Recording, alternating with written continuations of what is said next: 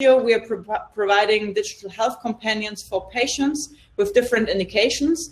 And our focus with the apps is basically the behavior of a patient or of a human being. I was basically also very fascinated about what you currently see. The health outcome is mainly driven by a patient behavior. So it's not driven by like their genetics. It's not only driven by medical care. Behavior is one of the biggest influencing factors of your health. And this is basically the factor which we address with our health companions. And for us, it's very important to provide the patient with a very simple tool. So we're not a complicated thing. We're very approachable for the patient. And we really want to make sure that the patient understands what to do in order to live a healthier and a better life with a specific disease and indication. So our products are basically very simple apps, and we've built these apps in a way that in the background we generate the data from the patients, and we're using this data in order to give the patient a better understanding of where he or she comes from, which he or she could adjust in order to improve his or her health journey. And this whole thing happens in the background in our shared data platform. So we are mixing all these insights we are generating with other insights, for example, from medical studies, and sending the data back to the patient in form of very practical advices. So for example, we have currently one product for multiple sclerosis patients in build, where we really give them a feedback on how they can improve their daily life, their quality of life, by, for example, taking care when the weather is hot or when the air pressure is being increased. One example of our products, Pelvina is one of our oldest products. It's one of the most successful app-based, not only pelvic floor process, but it's also one of the most successful offerings in this whole pregnancy care, with more than 200,000 users on Pelvina. And the product is quite simple, but also quite effective. We're offering a course system which goes for around 12 weeks. And the patient is being told how to strengthen the pelvic floor in order to avoid urinary incontinence. It's a very, very important topic for females, especially after they got their children. The whole Pelvina course is a very medically proven concept. So we had physiotherapists and doctors developing it. We also have a big community of users who are continuously making sure that the product is even improved in a way which is in favor of the user and not in favor of any assumptions we in the team have. We have 8 modules which are addressing different topics which are relevant for this indication. And Pelvina is being reimbursed by every health insurance, public health insurance in Germany, which is a great thing for us because, you know, monetization here is not the most difficult thing. We need to address. We can so focus also on other challenges. Another product we have is Mineo. Mineo is a little bit more complex from a product perspective because we're not only addressing the patient, but also we're offering something for the doctor. And with these two solutions, we are connecting the patients with the doctors. So we are focusing on back pain. Everyone knows it's like one of these disease nearly everyone has once in a lifetime. And the doctor is like checking the patient in the practice and making sure that the patient gets something which he can take back home on his mobile device.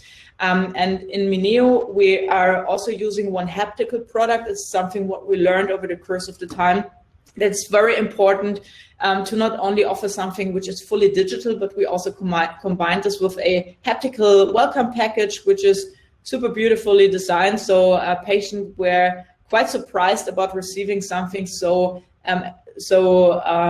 nice looking in this whole healthcare space. We use this as one of the onboarding tools, but it's basically welcoming the patient in his real life and then transferring the patient into the app. The patient can do his exercises and the doctor can see how he's doing. We also have a third product already in the market. It's also fully reimbursable in every health insurance in Germany. It's called Vaya. VIA is a prevention program for type 2 diabetes. With VIA, we're addressing a very, very important topic. It's type 2 diabetes, either coming from a wrong nutrition or also from people who are simply overweight. And the concept is quite comparable to Pelvina. We're accompanying and encouraging a patient throughout a period of around 12 to 15 weeks in order to change the behavior and change the lifestyle, and in order to basically make sure that they're reducing weight and reducing the probability of getting type 2 diabetes. And we have a very, very full pipeline. So we're live with 4 products right now, and we have in the pipeline something for multiple sclerosis, a topic in rheumatology, and another topic for a muscular disease. So it's quite filled. Normally, we build the products in cooperation with partners. It can be scientific partners. It can be companies who are very in one specific indication, because we need to make sure that as Temedica, we're not generating everything by ourselves, but we involve other partners who, for example, bring in some very specific expertise or also already insights from medical studies. So we're very synergetic on this. I am just getting one question. I will get back to the questions I see here in the chat later on, and then happy to also receive some other questions. As you said, I'm very happy to share my personal experience as a founder. First of all, starting a startup is everything but easy, and this is my very, very transparent and very, very honest look back for the last 4 years. So we started Temedica in mid-2016 as Physiovia GmbH. You see this here, and I think this was already the very first big mistake we did, because Physiovia. So we were all from academia, and we thought like Physiovia is a great mixture between physiotherapy and via, the Latin word for way. So we thought that we are the super smarties by combining these words. I can tell you, we ended up by being named Philosophia Physionova, everything but not Physiovia. So this was basically the first learning that we better stick to names which people can remember. In October, we were desperately looking for some money. Nobody gave us any money because digital health was not really existing, and nobody believed that this little girlie from McKinsey is able to make something valuable out of money. So I was quite lucky that I got about 100K from my family and friends as an initial starting investment. We hired our first employee at the beginning of 2017. And we somehow also get another 100K. And as you see there, in summer 2017, we found out that really nothing worked. So we had those assumptions, we had those hypotheses, and I can tell you, like, everything we assumed which could work in this healthcare area didn't work. Patient didn't use us. Doctors were simply blaming us for replacing them or for not being medically enough. So that was really, really horrible time. It even got so far that in November 2017, a very big venture capital deal got canceled. It would have been our first 7-digit investment. So we had to lean back to the support of some existing business angels. And, coming from this really survival struggle, we said, okay, now we need to focus on the product, on the strategy, and on monetization. And this was basically this turning point, how we were somehow forced in order to be focused and in order to survive. And this focus led us to a business model which is basically working quite well right now. 2019 was a great year. We did some very, very great commercial deals. We started building not only one product, but multiple products. And back in January, we received 17 million, which was one of the biggest investment rounds in digital health in Germany. So simply saying to you guys, whenever shit is hitting the fan and you have the feeling that nothing works and this company is about to die, think about what I said, because I can tell you, I always thought this, I would say 3 or 4 times in my career as a entrepreneur, and there is always something. There's always a day tomorrow. The world is not ending today. It doesn't matter what's happening, and usually there's also a plan B and a plan C. So that was very important to me to share this as a very, very transparent and honest recap of the last 4 years. Initially, I wanted to give you a little slideshow on what Temedica is today. With Temedica, we are more than 55 people. We just welcomed 10 new hires yesterday, so we're heavily growing. We have more than 10 nationalities. I'm personally very proud that we have a 50-50 ratio between women and men at Temedica. We have recently hired a very experienced management team. We have a very experienced CTO, Chief Medical Officer, and COO.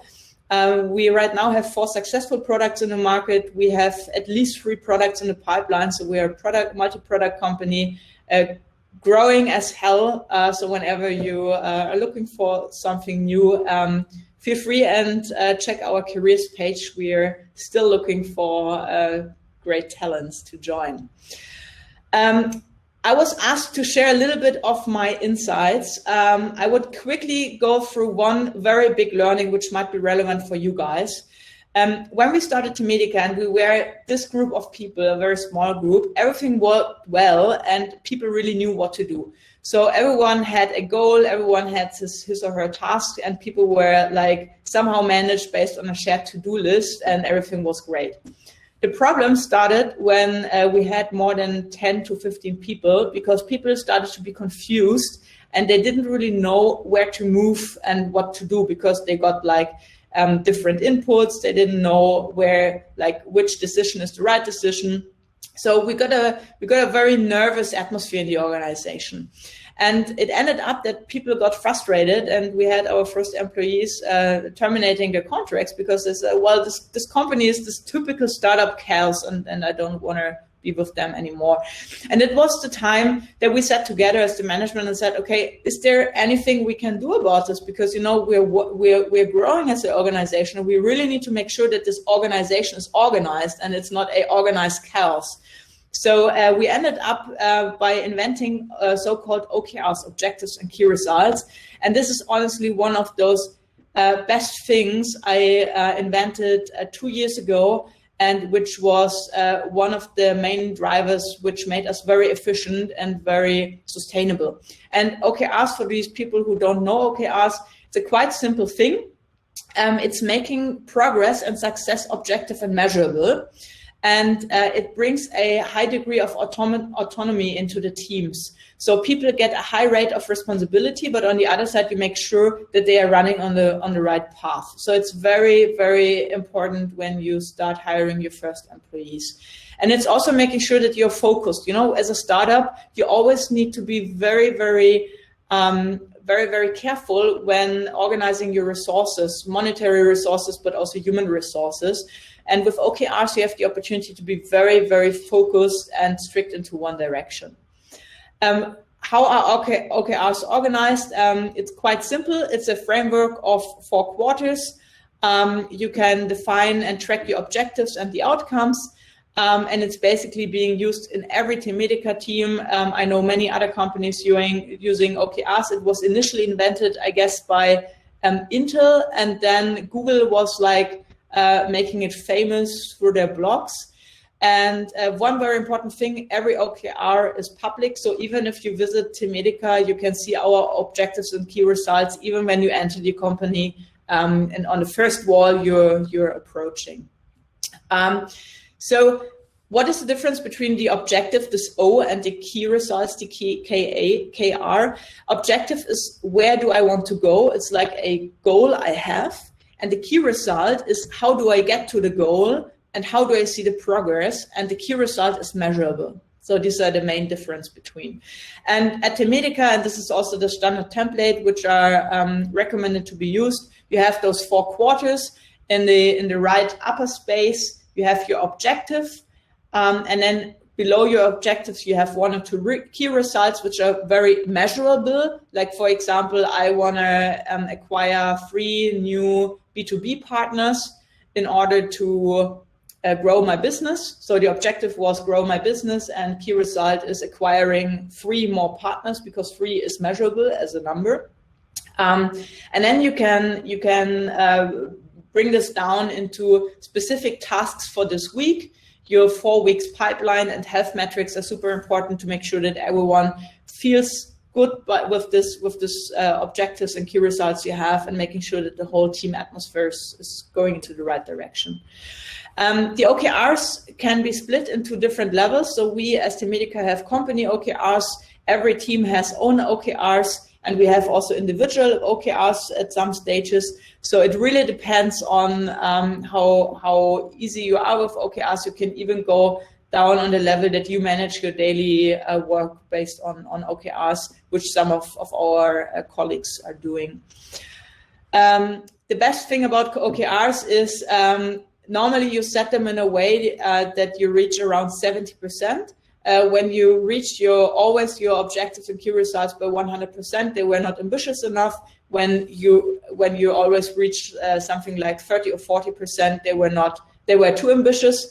So it's also a very nice thing to make sure that you have a right way of target setting. It's also very important when you have your first employees, or also you as a founder team want to set your first goals and make sure that you run into the right direction. Just one last example about how OKRs could work. So one objective could be you want to hire a team for the product Panda, and the key result would be you hire the product manager and the product owner by 28th of February. So this is measurable. This is not measurable. And at the end of Q1, you go into the team and see, okay, you have the product manager hired, and you have 3 interviews with promising product owners scheduled, and in total you've reached your 7% of your objective and key result 1, which is a good result based on the OKR framework. I personally can highly recommend this framework. There is a great book about it. It's called Radical Focus. It's easy to read. It takes you only like 2 or 3 hours to go through. It's a great way to manage an organization. It's a great way to manage yourself, especially in the early days of starting a startup. And it's one of those things I would love have known when I started Temedica to be a little bit more successful, especially in the early days. That's it. Whenever you have additional questions or comments or whatever, feel free to reach out. You have my email address. You even have my phone numbers. So happy to get in touch with you. And if you don't mind, then I would go to the comments now in the chat. So we had Tolga asking, Gloria, is your software integrated into healthcare IT backends? How we solved this is we basically found out that the doctors are a very heterogeneous target group.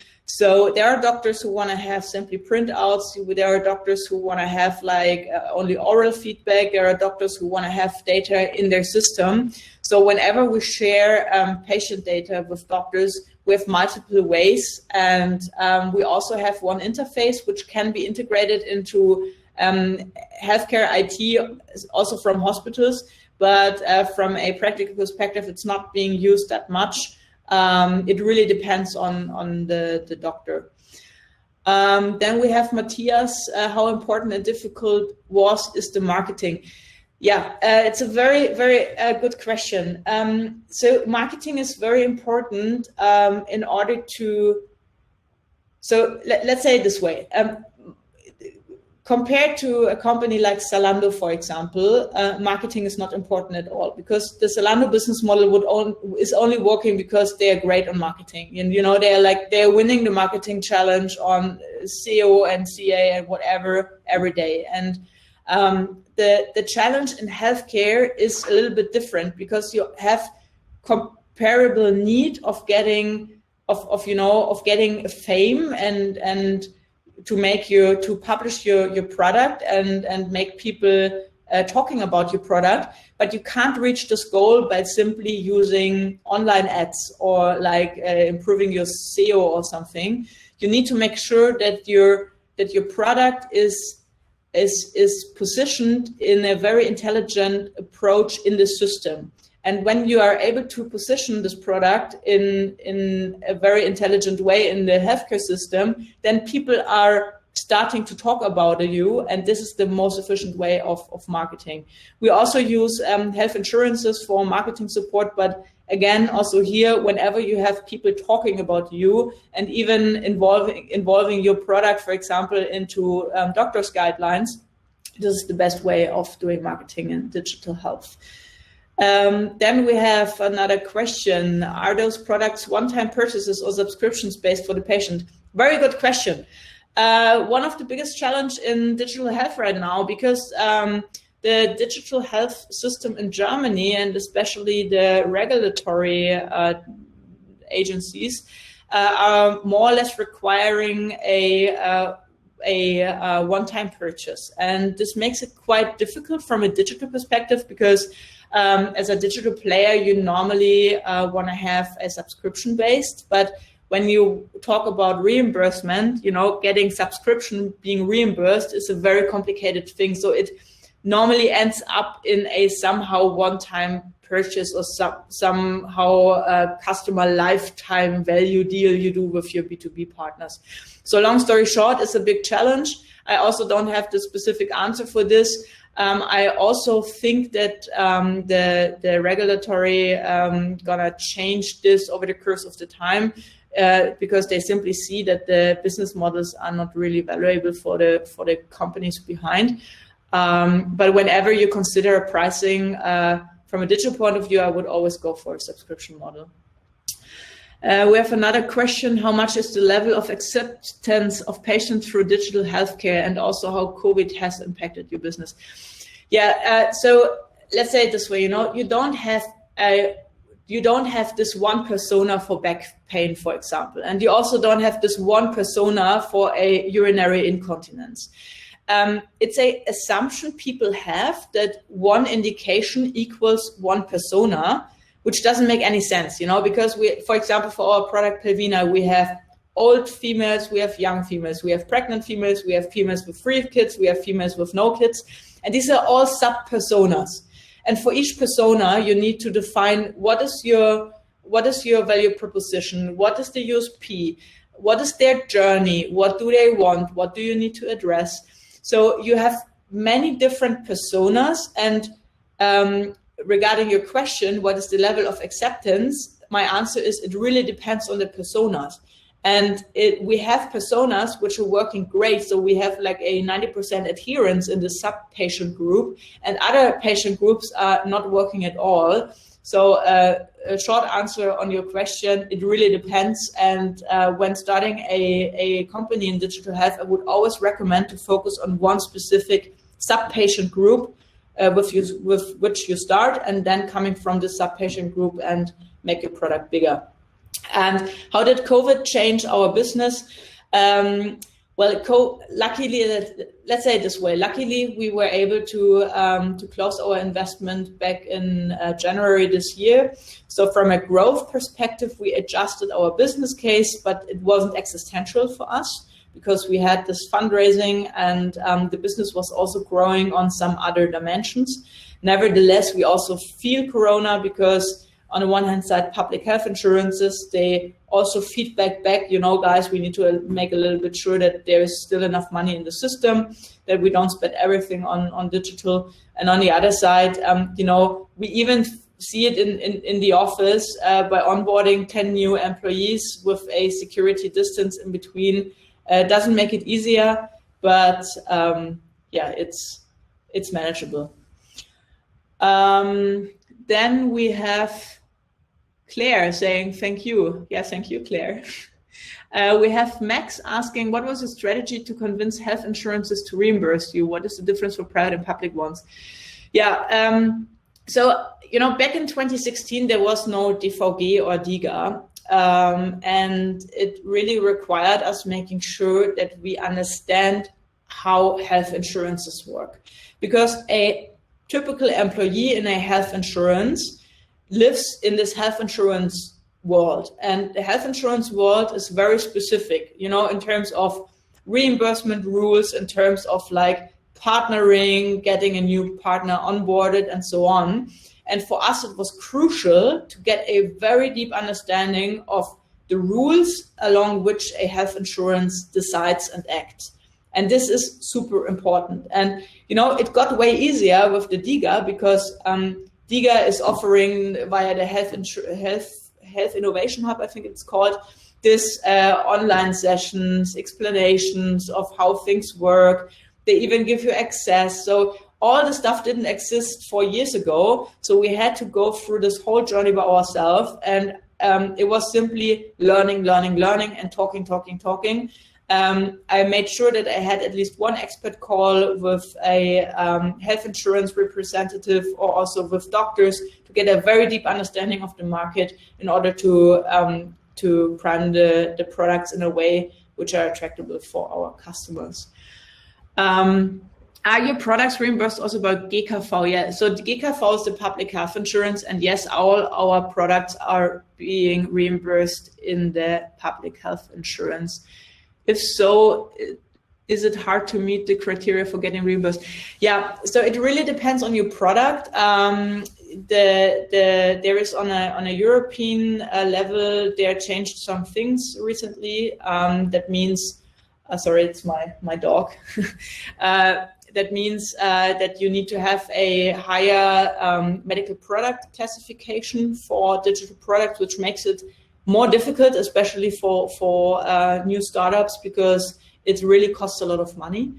And nevertheless, there are multiple ways of getting into reimbursement, and you really need to consider where does your product come from, what are the USPs of your products, and which are possible ways of getting your product into reimbursement. How did you decide if you are solving a prominent problem? Did you refer to data sample that showed there was a problem and was not yet addressed? Yeah, so that's a very good question. We started with these acute indications, like for example, a weak pelvic floor after a female got their child. And it's a great use case because it's a niche product. It's very straightforward. It's a very high need that we address. On the other side, this disease has an end because sometimes it's cured and the people are not returning. So there was a learning we made about 1.5 years ago. That was the reason why we moved a little bit away from this acute area and shifted to the more chronic diseases. And for us, it's very important that this disease is addressing a patient cohort which is digital affine. It can be even older people who are digital affine, but at the end, you know, we are offering digital companions, and it doesn't make any sense to build a digital companion for someone who's 90 years old and not using any digital tools. So these are the two criteria every product we're building as of today need to meet, and then it really depends on specific circumstances. If we have components in our platform we can reuse, if we already have experience in this. So this is very, very individual then. Then we have some question, if it is one-time purchase, is not the lifetime value low for each user? How would the customer acquisition cost play out there? Yeah. Yeah, it's a very good question. It's basically the main discussion which is currently going on for this whole DIGA and DVG. That the startups are saying, well, guys, my product is supposed to cost like $200 or $300, otherwise I can't finance all the costs I have. And the regulatory departments are saying, well, why the hell are you asking for like 300 euros? Because when I go to the App Store, I see apps for like 99 cents. This is basically exactly so. You brought it to the point, because this is the biggest challenge the startups are currently facing. And at the end, it really depends on if you're able to show the additional value of your product from a medical perspective. So are you improving standard of care by applying your product, and by how many euros are you saving with your product. And coming from this argumentation, you can derive the saving effect, and coming from the saving effect, you can define your pricing. Did you have connections to the health insurance ecosystem and its decision makers? Did you do cold calls to reach out to persons? Yes, I didn't have any connections, and nobody believes me, because people are always saying, you've been working for McKinsey and you must have been working for 4 years in healthcare. And I can tell you, I didn't do anything for healthcare at McKinsey.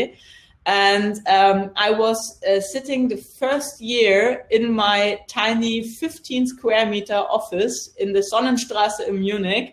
It was really ugly and disgusting to sit there. And I can promise you, I called 600 people from health insurances, starting from the person in the call center, finding out who is responsible for digital, who can tell me more about the health system. Long story short, it was a struggle, but it was also one of the best training I experienced in order to get a very deep understanding of how healthcare works. How are the current regulations with respect to leveraging patient data across your products? Well, also here, it really depends on the use case. So the DIGA or the DVG is not allowing you to use any data for other purposes. On the other side, for example, in Pelvina, we could show that by asking specific questions, we can support the patient especially here on her daily life. So it really depends on the use case. So if we have a product which is only for the sake of curing a disease, and if it doesn't have any purpose in order to give any feedback of how he's feeling or how he's doing to the patient, then we're not using any data. But the patient need is more moving to that the patient are explicitly asking to have, for example, a diary in which you can enter your data and you analyze the data and, for example, find correlations or something. It's very crucial, especially for neurological diseases. So also here, unfortunately, a very it depends answer, but healthcare is really, it depends. It always depends on the specific use case. How much is your product? Also here, it depends. Pelvina is 75 euros in the app stores. We via the same with Mineo, we only have B2B contracts. So also here, sorry for this, but it depends. Thank you so much. Maybe, I'm not sure, they're great questions, but maybe we can pick 1 or 2 last ones and then switch over to the pitches. Because if that's okay for you, Gloria. Yeah, sure. Actually, I would love to, if that's okay with you, if you have some more time to get feedback to the first pitches. Yeah, definitely can do that. That would be interesting. Cool. What do you think, Alan? Shall we do one or 2 more questions, or shall we hop into the pitches? Or what about the audience? What do you think? Yeah, maybe one more. I mean, I just love the level of engagement, Gloria. That was amazing. Really cool. It's super, all the questions that are coming through. Thank you. I would have a first quick question. Is it okay if we share the recording, Gloria? And we can also share it with you in case you want to repost it yourself. Would that be okay with you? Yeah, that's fine. No worries. Fantastic. Great. Thank you. Value there. Maybe one more question, Philip, from the audience then? Or? I have another question. Go for it. Sorry. What do you need? So you said you're always looking for great talents. So maybe you can specify that and also say, why is it awesome to work at your company? Oh, you want to have the employer pitch now? Yeah, just thank you so much for your time and all your insights, but maybe we can, help you as well. Yeah. And maybe there's some cool people in the audience that actually would love to get involved in So to be 100% honest, I'm really desperately looking for people. As I said, we had 10 people joining in September. we are looking for everyone, like product owners, product managers. We're desperately looking for mobile developers, backend developers. We have a Ruby stack. In mobile, we're working with React Native. We're looking for data scientists. We're even looking for an office manager. So, and we have a nice office dog, as you can see in the background. We're dog friendly. Yes, and you know, we have so many products in the pipeline. Every product team consists of 5 to 10 people. So any role you can imagine of which is needed by a digital product team is also needed by Temedica. I think we have a great atmosphere here. We have a great spirit. People are super engaged. People are super motivated, simply because, you know, we can really change lives. And it's not that I say this, it's really the feedback we get from our patients. And this is something which makes me personally very proud, that I made it to build a company which is not only providing our employees a great atmosphere, but also doing something good for our users. So, yeah. I think that's so cool. I mean, like usually let's say you're stuck with one product and you really have to build that, and you're just building like multiple products, but small ones. I really love that. I think that's really cool. And probably it doesn't get boring. It will probably stay really interesting. And yeah, I haven't heard of that from healthcare companies, but I think it's really cool. And for all the other ones out there that are saying like, hey, I want to build my own startup, I think, and I heard from many others, if you work in a startup, and a well-organized startup or in a growing startup, then this is the best learning curve you can have to become a founder, a successful founder yourself. So that's why it's always a good idea to also work in cool growing startup like yours. Thank you. So who would be interested? Maybe you can post a thumbs up, just like who loved it and who give Gloria some feedback. Like who, maybe you can post some love if you loved it, and a thumbs up if you would be interested in joining her. Nice. You know, just talking about joining her. Gloria, I wanted to say I was really impressed with your question about the cold calls. That was going to be my number one question, was like, how the hell did you contact the health insurance system in Germany? So it's, are there any shortcuts now after having gone through 600 cold calls? Well, you know, after like going through hell on this, people know my name. I think this is a little bit. Oh no, it's Gloria again. Not her again. Yeah. Yeah, but you know, they're honest, and it's also again, you know, I'm super honest on everything. And also here, it's simply a very, very hard work, and you really need to go through hell in order to make sure that things are working, especially in healthcare. I'm really, really glad you said that. I'm going to print out that quote and then stick it on my wall. And I have a MedTech bootcamp next week, so I'm going to like quote you and create you into a poster. You have to go through hell for a healthcare. I love it.